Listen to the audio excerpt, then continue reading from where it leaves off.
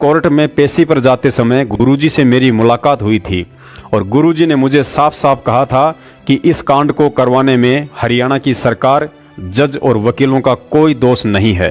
और 2 साल के बाद मेरी जमानत हो गई थी, मैं जमानत हो गई। मैं और गुरु संत रामपाल जी महाराज दोनों कंटेम्प्ट वाले, चंडीगढ़ वाले केस में दोनों हैं, गुरुजी भी हैं और मैं भी हूँ।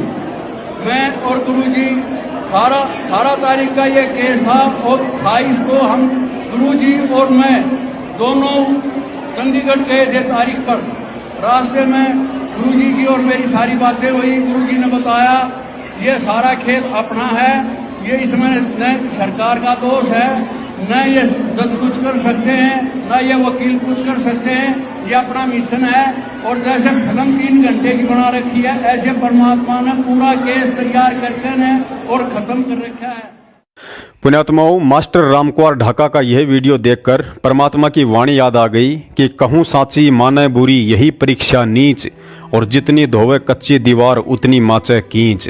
मास्टर रामकुमार ढाका के इस बयान को सुनकर यदि परमेश्वर की उन सभी प्यारी आत्माओं में जो सतलोक आश्रम मैनेजमेंट हरियाणा के मनमुखी आदेशों पर रात दिन फेसबुक, ट्विटर और व्हाट्सएप पर हरियाणा सरकार और जजों को दोष देते हुए आंखों पर काली पट्टी बांधकर अंधेरे में तीर चला रही है, उनमें जरा सा भी भक्ति का अंश और शर्म शेष होगी तो परमेश्वर से जाने अनजाने में हुए अपने पाप कर्म की दंडवत समायाचना करते हुए अपने घर बैठकर ही भक्ति करने लग जाएंगे।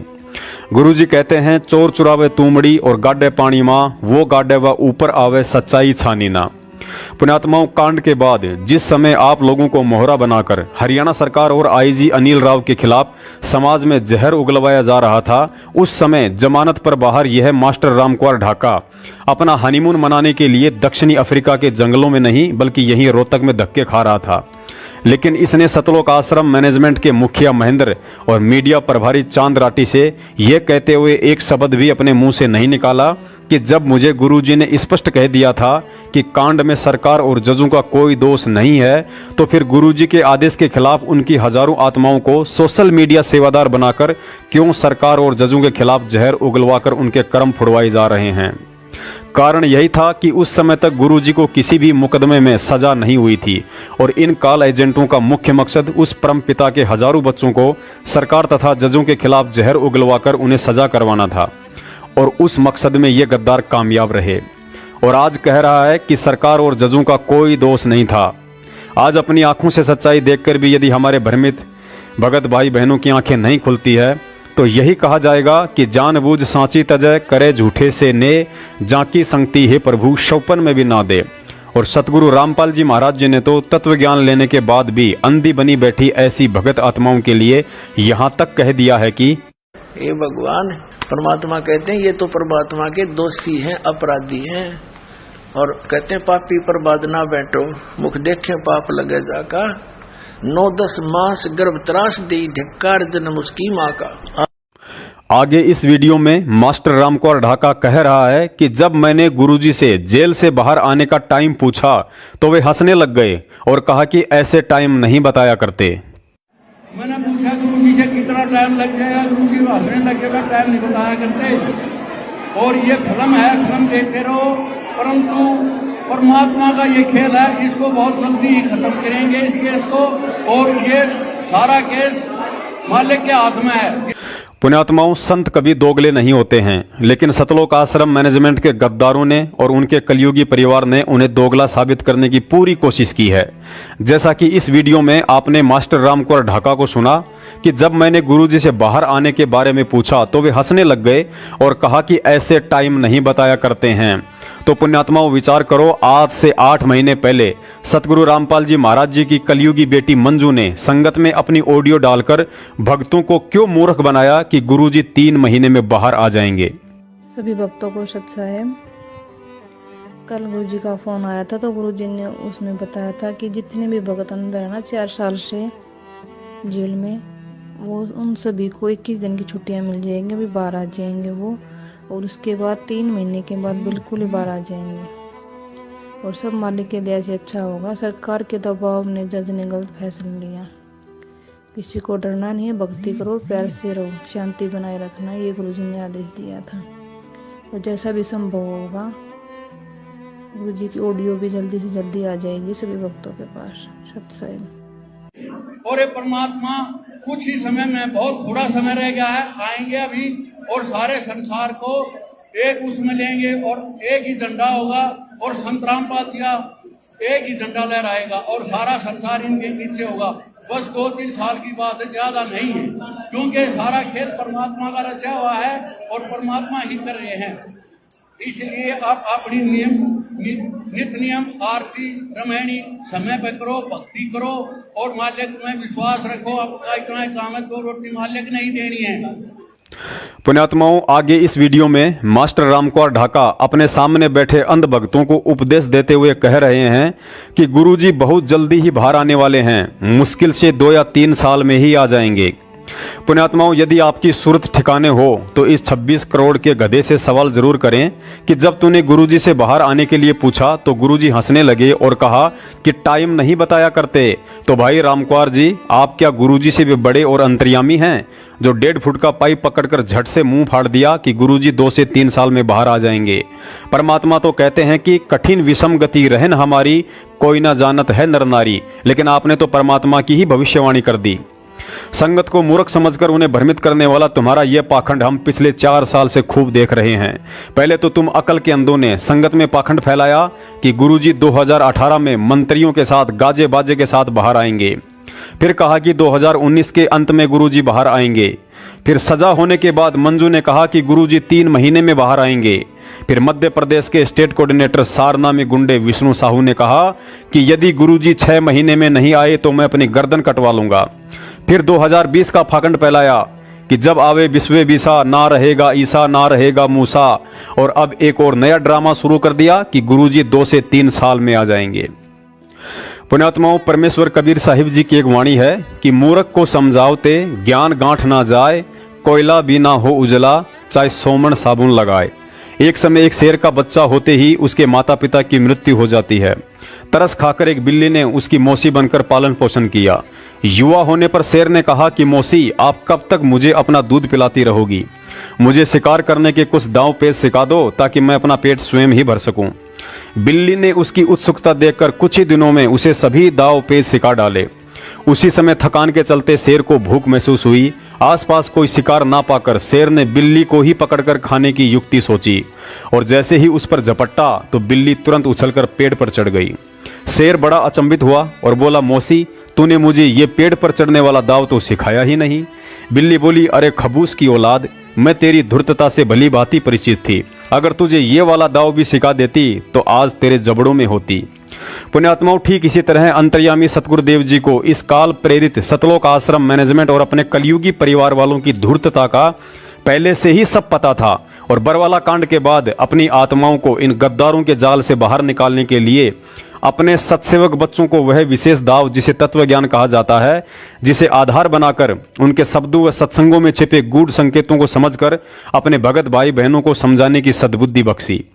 और इसमें कोई संशय नहीं है कि ट्रू वीडियो चैनल पर सत्सेवकों की वीडियो देख देख कर परमात्मा की हजारों आत्माओं ने भक्ति विनाशक सतलोक आश्रम मैनेजमेंट हरियाणा से किनारा काटकर पुनः गुरुजी द्वारा बताई गई यथार्थ भक्ति विधि अपना ली है और इनके सत्संग, पेशियों और रैलियों में जाकर झूठे आदेश सुनने और खून निकलवाने के बजाय काम धंधा करते हुए अपने घर पर ही भगवान की भक्ति कर रहे हैं। पुण्यात्माओं, सत्सेवकों को निमित्त बनाकर सतगुरुदेव जी जो भी वीडियो डलवाते हैं उन सबका एक ही मकसद होता है कि हम सतगुरु की यथार्थ भक्ति विधि को अपनाएं और परमात्मा के मिशन में सबसे बड़ा रोड़ा सतलोक आश्रम मैनेजमेंट तथा उनके कलयुगी परिवार वालों से झूठी आस्था हटाकर ज्ञान को आधार बनाया जाए। अब ये नाम प्राप्त करके इस दास से सार नाम भी प्राप्त कर लिया और फिर आप खुद वो नाम देने लग जाए किसी थर्ड पर्सन को से, मान ले वो एक नकली ड्रामा भी कर ले कि मैंने उससे आदेश ले लिया नाम देने का। नहीं, क्योंकि जिससे उसने नाम लिया है वो अधिकारी ही नहीं है इस नाम के देने का। तो ऐसे कोई उपदेश देता है तो वो अपना भी जीवन और उन भोली आत्माओं का जीवन व्यर्थ कर रहा है। तो इसी प्रकार काल अपने दूत इसी संगत में 1-2 तो हो चुके हैं लेकिन उनकी दाल नहीं गल पाएगी। जनता बहुत सियानी बना दी हमने, अपने श्रद्धालुओं को तोते की तरह रटा दिया है ये ज्ञान। अब उन दुष्ट आत्माओं से औरों को भी बचाएंगे और आप भी दूर रहेंगे। पुण्यात्माओं, इसमें कोई संशय नहीं है कि परमात्मा के आसपास या उनके परिवार में बेटा बेटी और भाई बंधु बनकर जन्म लेने वाले प्राणी भी कोई साधारण नहीं होते हैं। अर्थात उनके पुण्य कर्म इतने प्रबल होते हैं जो उन्हें जन्म से ही सतगुरु के सानिध्य में रहने का अवसर प्राप्त होता है। लेकिन साथ ही उन आत्माओं का दुर्भाग्य भी उतना ही अधिक प्रबल होता है जो उन्हें सतगुरु के उस शरीर से मोक्ष प्राप्त नहीं होने देता है। उदाहरण के लिए सतयुग में जिन दो आत्माओं ने शिशु रूप में लीला कर रहे परमात्मा का पुत्रवत पालन पोषण किया, लेकिन दुर्भाग्य से वे आत्माएं उन्हें परमात्मा स्वीकार नहीं कर सकी और काल जाल में ही रही। ठीक ऐसा ही त्रेता और द्वापर युग में होता है। ठीक वही लीला करते हुए वह परमात्मा कलयुग में प्रकट होकर नीरू नीमा के घर उनके पुत्र रूप में रहे, लेकिन दुर्भाग्य से नीरू नीमा ने अंत तक परमात्मा कबीर साहिब जी को अपने गुरु या परमात्मा रूप में स्वीकार ना करके अपने पुत्र रूप में ही देखा तथा मोक्ष से वंचित ही रहे। उसी समय उनके मुंह बोले बेटा बेटी कमाल और कमाली भी किन्हीं कारणों से मोक्ष से वंचित ही रहे। यही स्थिति 250 साल पहले आदरणीय गरीबदास जी महाराज जी के माता पिता और उनके बच्चों के साथ रही तथा परिवार का कोई भी सदस्य उस परम शक्ति के सानिध्य में रहने के बावजूद भी मोक्ष को प्राप्त नहीं हो पाया। और आज संत रामपाल जी महाराज जी के परिवार वालों के साथ भी यही घटित हो रहा है, क्योंकि परमेश्वर सतगुरु रामपाल जी महाराज जी के विधान और मर्यादाओं के अनुसार देखा जाए तो उनके दिवंगत सारनामी माता पिता का भी मोक्ष नहीं हुआ है। परमात्मा ने अपना विधान बताया कि इस सतभक्ति को अपनाने के बाद यदि आप मर्यादा में रहकर भक्ति करते हैं तो कभी अकाल नहीं गिर सकता है, घर में अमंगल नहीं हो सकता है, पिता से पहले पुत्र की मौत नहीं हो सकती है और बहन कभी विधवा नहीं हो सकती है। लेकिन आप सब जानते हैं कि सतगुरु रामपाल जी महाराज जी की माता इंद्रोमाई ने विधवा होकर शरीर छोड़ा है। गुरु जी के पिताजी 2014 में और माताजी ने 2016 में हॉस्पिटल में शरीर छोड़ा था, जो गुरु जी की भक्ति और विधान के खिलाफ था।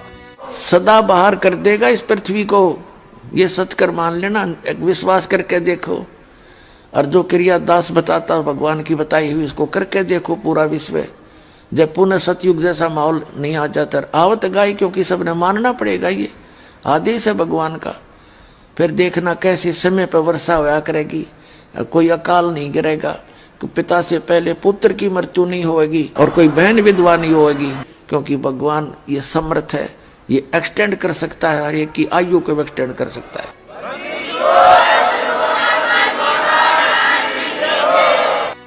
पुण्यात्माओं, यह बात सुनकर आपके मन में शंका नहीं बल्कि पहले से अधिक दृढ़ता और मन में डर पैदा हो जाना चाहिए और ये विचार करना चाहिए कि आखिर संत रामपाल जी महाराज जी के माता पिता बनकर भक्ति कर रही उन आत्माओं से ऐसी कौन सी गलती बन गई जो समर्थ परमात्मा ने उनका भी मोक्ष नहीं किया। पुण्यात्माओं, गुरु जी बार बार हम मूर्खों की गतिविधियों को देखकर हमें सावधान करते हुए अपने सत्संगों में जिक्र करते रहते हैं कि बच्चों, सतलोक कोई बरवाले का बस स्टैंड नहीं है जो रिक्शा पकड़कर पहुंच जाओगे। वहां जाने के लिए तो पूरा जोर लगाना पड़ेगा। मंगलाचरण में एक चौपाई आती है कि परम शक्ति संगीतम रिद्धि सिद्धि दाता सोही, अविगत गुण है अतीतम सत्य पुरुष निर्मोही। अर्थात वह परम शक्ति युक्त निर्गुण परमात्मा सभी प्रकार के सुख और वैभव देने में तथा कुछ भी करने में समर्थ है, लेकिन साथ ही वह सत्य पुरुष अर्थात सच्चा परमात्मा निर्मोही अर्थात मोह माया से सर्वदा दूर भी है। उसे ना तो माँ बनकर अपना दूध पिलाने वाली एक स्त्री का मोह झुका सकता है और ना ही पिता बनकर पालन पोषण करने वाले एक पुरुष का मोह दबा सकता है, तथा ना ही बेटा बेटी भाई बंधु और रिश्तेदारों से कोई विशेष प्रेम या लगाव होता है। उसका हर एक आत्मा के प्रति दृष्टिकोण एक समान होता है, चाहे वह उपदेशी हो या अनुपदेशी, चाहे सामान्य नागरिक हो या कोई राज दरबारी हो, चाहे परिवार वाला हो या बाहर वाले हो।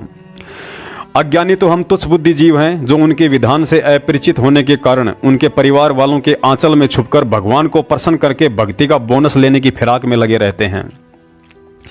सतगुरु रामपाल जी महाराज जी के सारनामी माता पिता का मोक्ष ना होना इस बात का पक्का प्रमाण और हम मूर्खों के लिए एक गहरा संकेत है कि जब तक इस ज्ञान को आधार बनाकर हम अपनी अंतरात्मा से गुरु को पूर्ण परमात्मा स्वीकार नहीं करेंगे, तब तक हम लाख जन्म भी मोक्ष के अधिकारी नहीं बन सकते हैं। परमात्मा कहते हैं, गुरु गोविंद दो नहीं भाई और दो समझे सो दो जग जाही। अर्थात वर्तमान में हम मूर्ख प्राणियों के बीच सतगुरु रूप में साक्षात स्वयं कबीर परमात्मा आकर सत भक्ति करवा रहा है। लेकिन हम बुद्धिहीन प्राणी अपने दिलो दिमाग में अभी भी 650 साल पहले वाले कबीर साहिब जी को ही परमात्मा समझकर सालाना उनका प्रगट दिवस मनाकर अपनी तत्वज्ञानहीनता का प्रमाण दे रहे हैं कि सतगुरु रामपाल जी महाराज जी तो केवल एक संत है, गुरु है, और परमात्मा तो कबीर साहिब जी ही हैं। गुरु जी ने रात दिन 18-18 घंटे जाग कर हमें इन अनमोल सत्संगों को दाएं कान से सुनकर बाएं कान से बाहर फेंकने के लिए नहीं, बल्कि हमारे दिलो दिमाग में यह दृढ़ विश्वास बैठाने के लिए सुनाए थे कि हु इज रामपाल,